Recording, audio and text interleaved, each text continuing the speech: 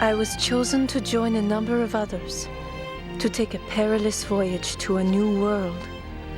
I resigned myself to silence, far from my own country. This is the story of thousands like her, who found much more than exile. A land of mystery and adventure.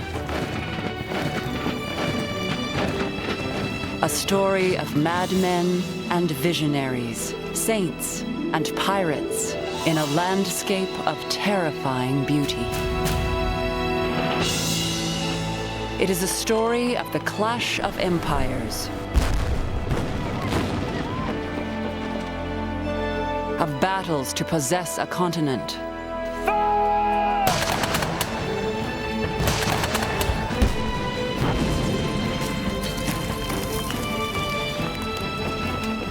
the gunfire and bombardment terrorized the whole town. The women and children in great numbers near the citadel were continually in tears, wailing and praying. It is a land swept by great political movements. Et les droits de l'homme sont chers. Would you live and die a slave? Forged in the heat of rebellion. The story of ordinary people caught up in the great currents of history.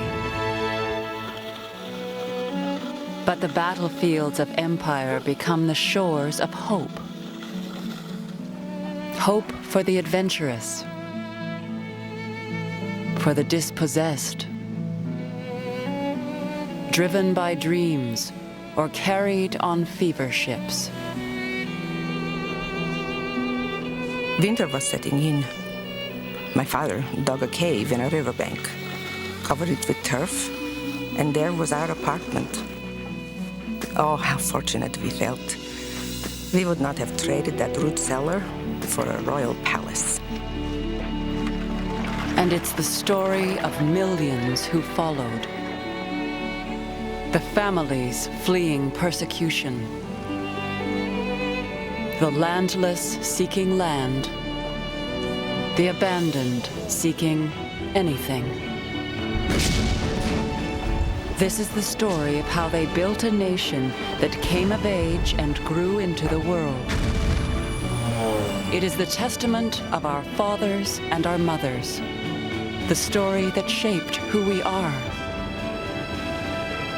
A dramatic and extraordinary story. Our own.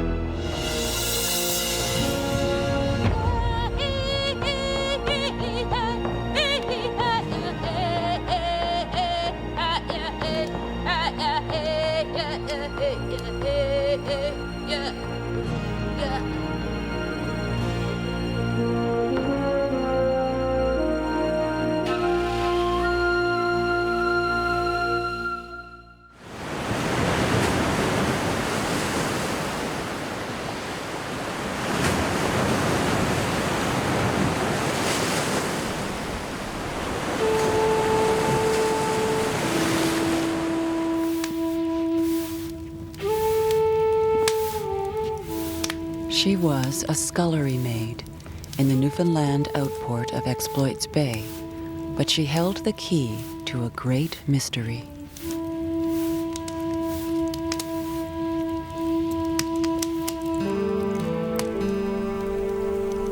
She had been found lost and starving in the winter woods. Her family was dead. The white people gave her shelter and nursed her back to health. The settlers named her Nancy, but she called herself Shauna Divot. They knew she was a Beothuk Indian, but nothing more. Where were the rest of her people?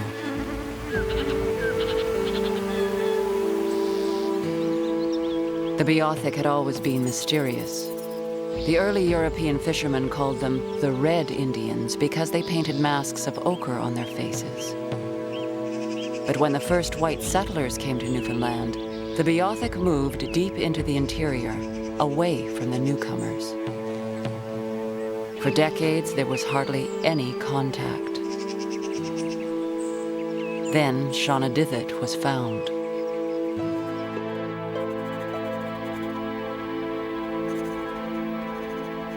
She came into the care of a St. John's merchant named William Cormack.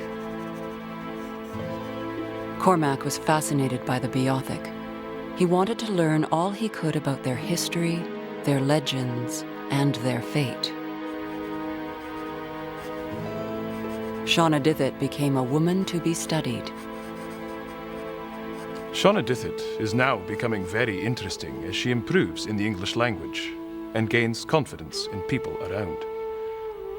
I keep her very busily employed in drawing historical representations of everything that suggests itself relating to her tribe, which I find is the best and readiest way of gathering information from her.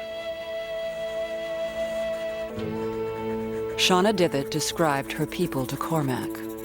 Her home had been on the shores of a lake, defended by brambles, bogs, and twisted forests. If Cormack wanted answers about the Beothuk, he would have to trek inland to Red Indian Lake. We approached the lake with hope and caution, but found to our mortification that the Red Indians had deserted it for some years past. My party had been excited, so sanguine, so determined to obtain an interview of some kind with these people that, on discovering, from appearances everywhere around, that the Red Indians no longer existed, the spirits of one and all of us were deeply affected. It was as if Shauna Divot had stumbled out of a land of ghosts. Unraveling the mystery of her people had become Cormack's obsession. How did they come to be here? The answers could only be found in unimaginably far-off places. Across an immense continent.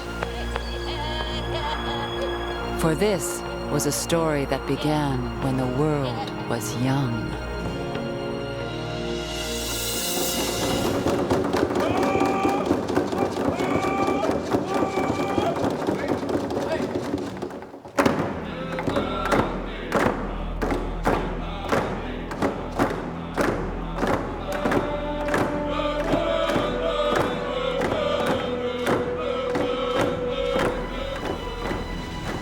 This is a story of ancient migrations and fields of ice. A testament written on the mountainsides. How the Creator made this world, the animals, and man.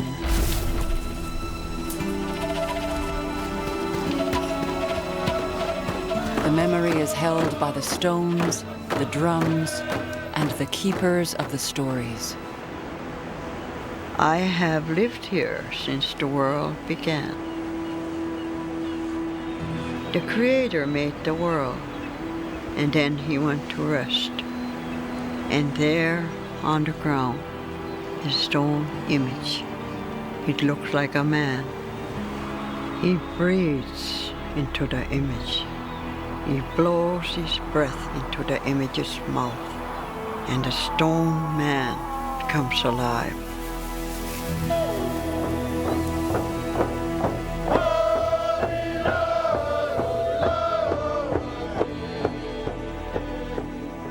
Thousands of years before there was Rome, before Greece, before Egypt and Babylon, people were taking root in the Americas.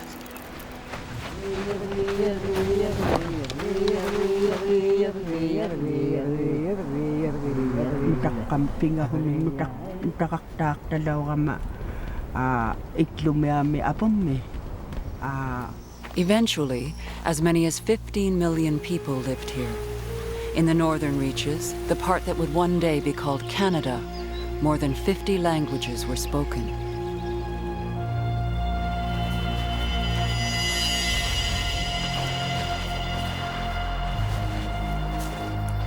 They were villagers and nomads, farmers and hunters, peacemakers and warriors.